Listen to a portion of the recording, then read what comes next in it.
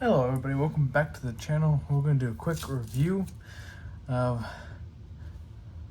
the ZT-0308. But before we get into that, please like the video, subscribe, follow the Instagram and like the Facebook page, and also follow the TikTok. Alright, let's go ahead and get some size comparisons of this guy. Yes, it's the 308.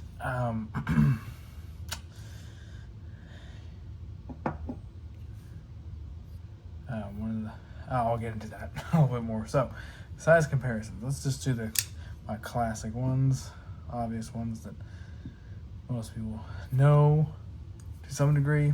That's the S&G.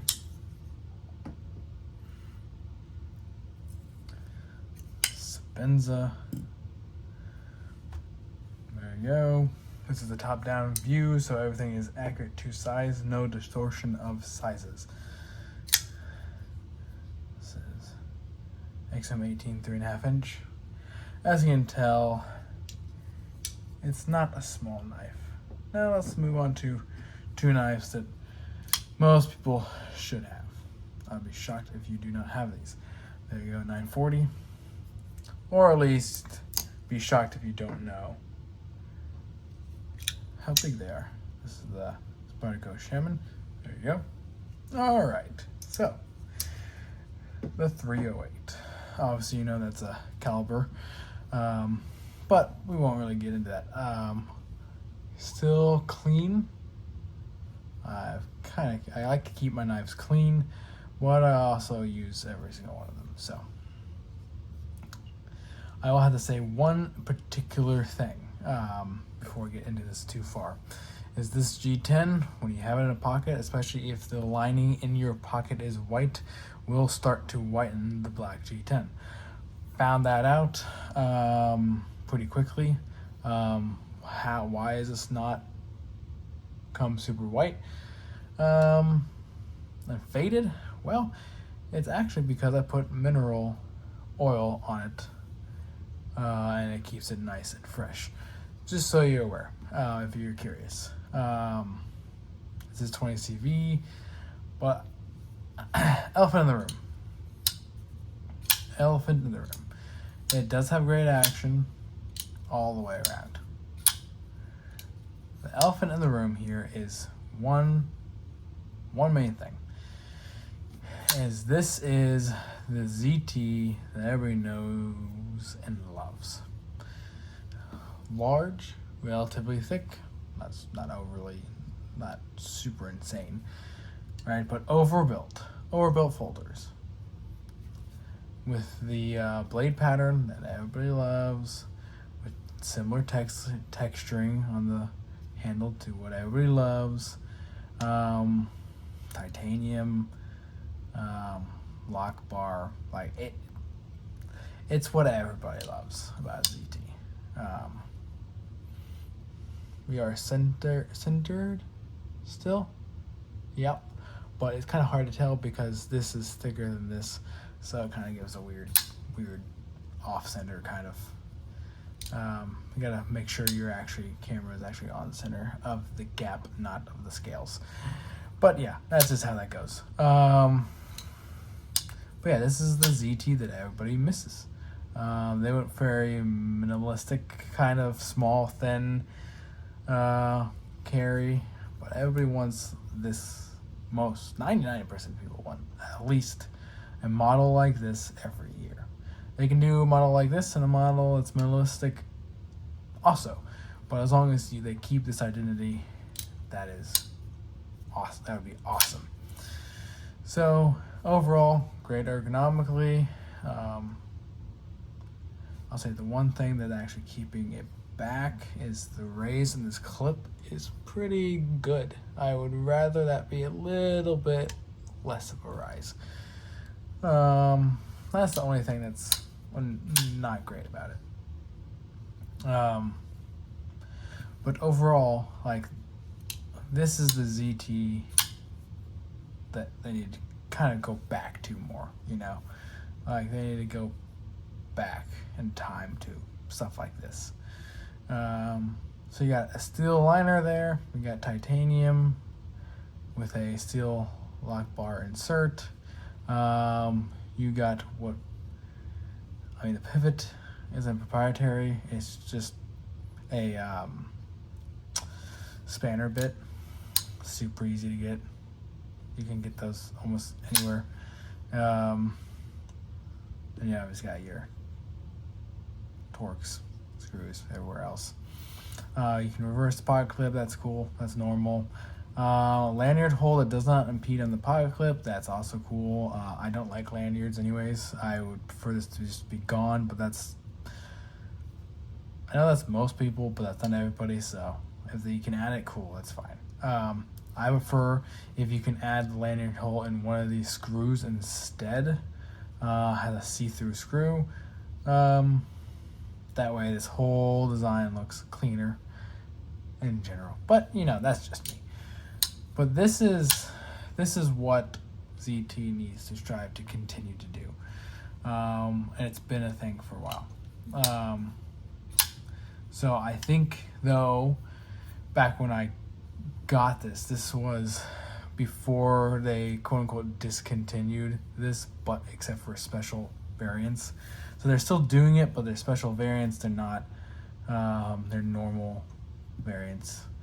I think like USA Made Blades has special variants of this every couple weeks, and that's fun. That's awesome. But yeah, I just think they need to continue to make models like this. Simple.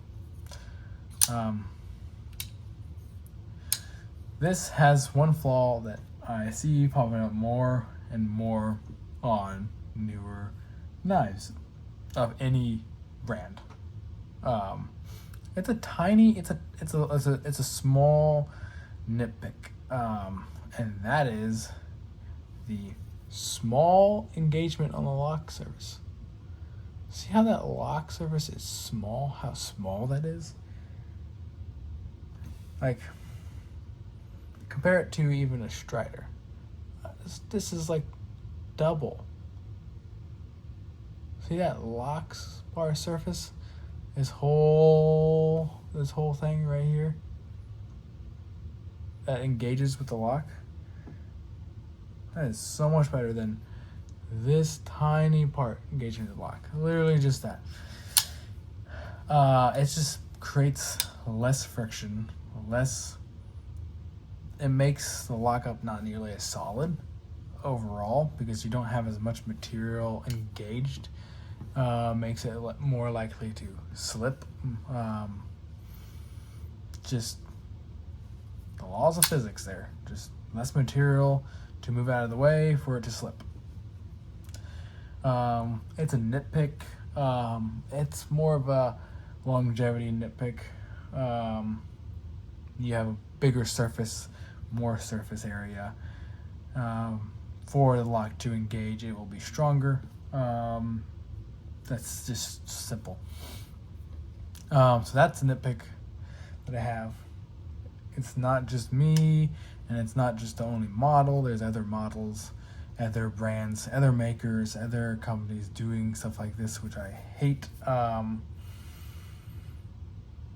Yeah.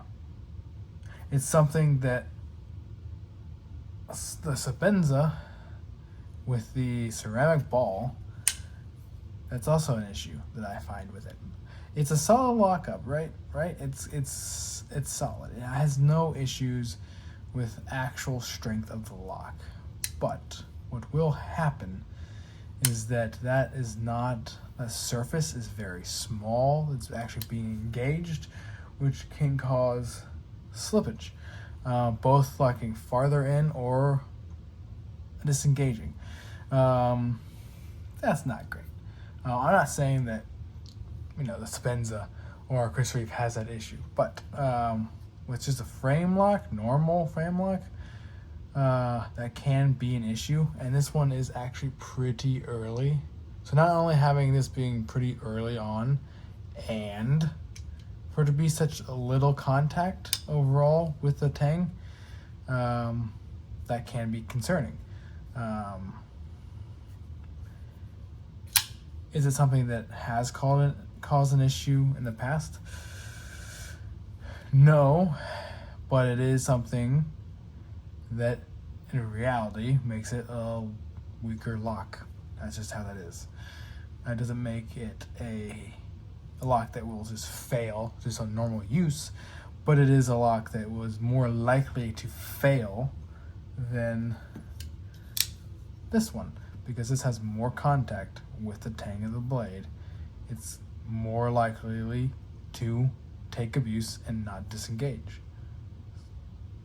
This has very similar engagement early on, but this whole face all the way down is engaged, so it has more contact with the tang. But besides that, that's one thing I just don't like. I've never liked that. Otherwise, jumping here, good, useful. Got that ramp on there. It is comfortable there. Overall, this is a great knife. This is a great USA made knife. In this price point of around $250 to $350. I think ZT is on the rise again.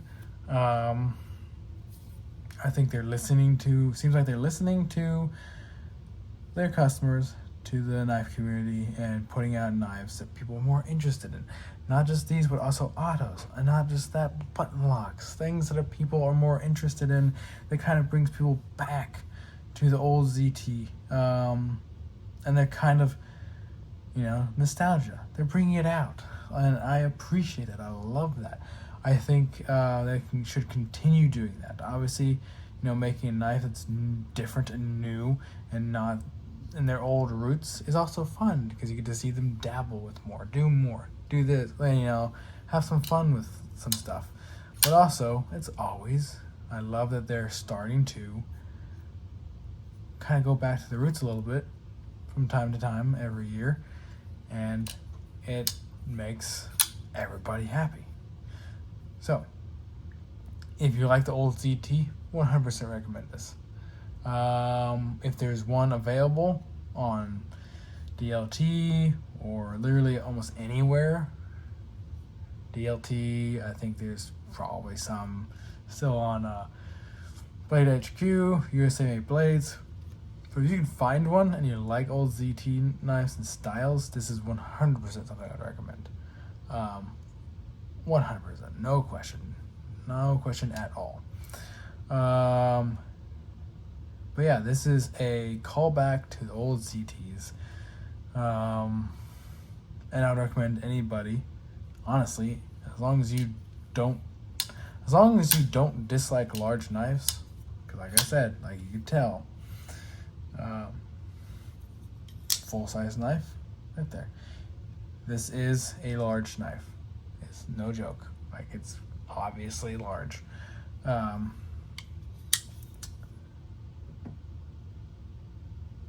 But yeah, if you like large knives or you don't mind large knives, 100% would recommend it. If you hate large knives, then I obviously wouldn't recommend it. But I mean, it's USA made. It's in a really good price range. They knocked it out of the park with this. This may be the best modern ZT knife that has come out in the last 5-7 years. Dead serious. Full stop. No question. But yeah, I would 100% recommend this. That's really all I have for this one. It is a fantastic knife. I wish they would fix that lock. That's my only complaint. I know they can. But anyways, besides that point, I just would like to say, recommend this 100%. If there's still any out there, grab it while they're still there. And I do look forward to many ZTs that call back to the old ZT. And I can't wait for whatever they have next when it comes to that. And that's about it. I would fully recommend this one. Go out and grab one if this kind of is your, is your cup of tea. There you go. this kind of knife is your cup of tea in the size department and you like old ZTs, oh, 100% grab one. Either way, that's going to be it for this one. Please like the video. Please subscribe. Please please follow the Instagram and like the Facebook page and the TikTok. If you haven't seen it already, I do have one. I will have to write it down. But in the meantime, I'll see you guys in the next one.